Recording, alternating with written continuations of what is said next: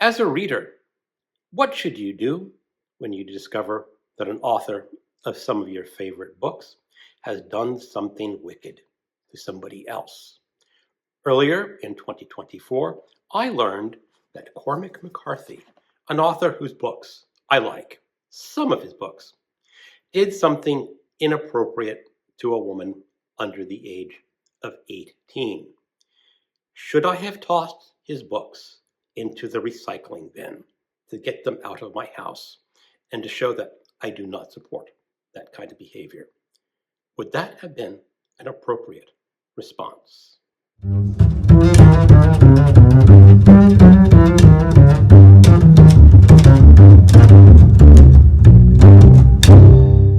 Hello, welcome to my channel, another Bibliophile Reads. My name is Greg, and I am jumping on the bandwagon to talk about Neil Gaiman.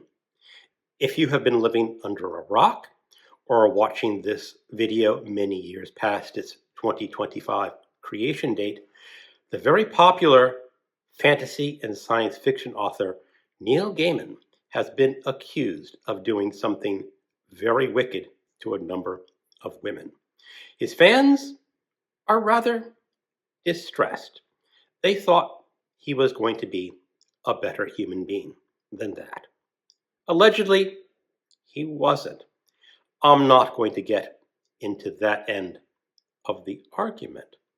But in a number of videos, in a number of comments, some of his readers talked about getting rid of his books because they were too distressed to own them, knowing what Neil Gaiman allegedly did. I don't agree with that attitude. I do separate the artist from the art, and I have known for a long time that many authors that I admire are not good human beings. In the 2010s, my wife and I were taking a vacation in the Berkshires, and we were staying at a bed and breakfast. The innkeepers talked to me in the morning, and she's saying, "What do I like to do?" And I said, "I read a lot of books." And she naturally responded, "What's a good book that you read?" Well, I had just finished reading a novel by Philip Roth. It was one of his final novels, and I thought it was a pretty good book, I said. And the innkeeper, she got very quiet and said, "Philip Roth has stayed at our inn." And it was very clear. Next, she says, "He was not a nice man." Now, she did not give me any details on what he did.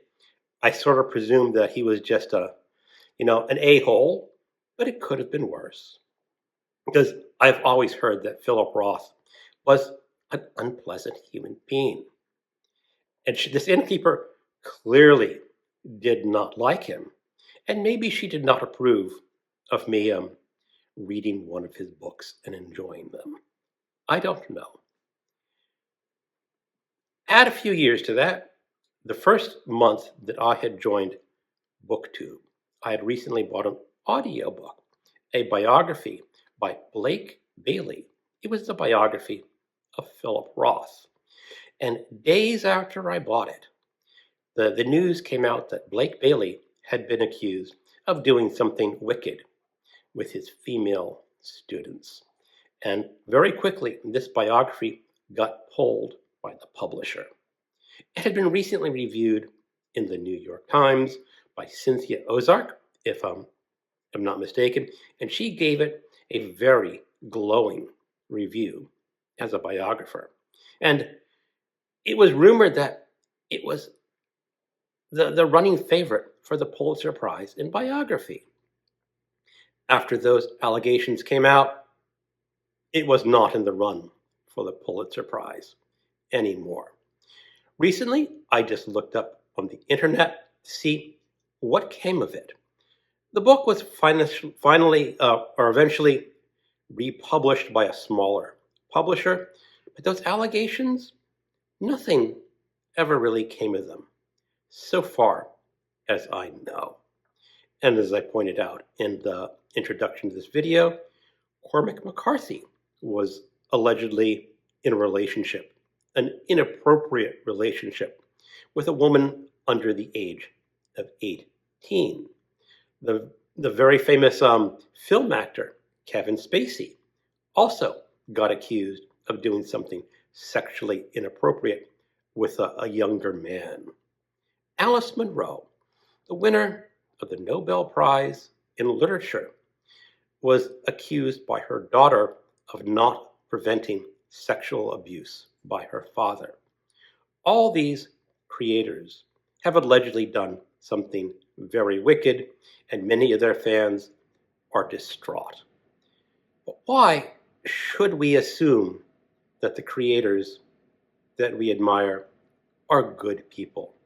I am sure there are many other authors on the shelves behind me who have done something equally wicked as the ones I have already mentioned. But their books, if they're good books, will still be good books. If their books are bad, they're still going to be bad books. Just because the author turns out to be a wicked human being does not necessarily say that the book that they wrote is going to be equally wicked. And the people that enjoy those books are not wicked for enjoying them. You can acknowledge that the author is not a perfect human being. In some cases, yeah, they probably did things that were sexually inappropriate to other people. And somewhere on these shelves behind me, I would place a bet that one of those authors is a murderer. I'm pretty sure authors have killed people in the past. Maybe they went to prison for it. Maybe they didn't. Would that change my opinion? Probably not, because that's the way people are. Some people are going to commit crimes, and if they are a criminal and can write, they can still write good books. So I am not going to jump on this bandwagon and say, never read books by authors who do something wicked. This is what I'm going to call the Gaiman Dilemma. Because as a reader, you are going to be presented with a choice. You can enjoy the books that you enjoy and understand that the author is wicked. Or you can say, the author is wicked and I cannot enjoy their books. That is a choice you're going to have to make. I choose the side of just enjoying the book and acknowledging the author could have done something wrong. If you want to get the other side of that choice, that is your decision. I am not going to hold you in contempt or think worse of you for making that decision.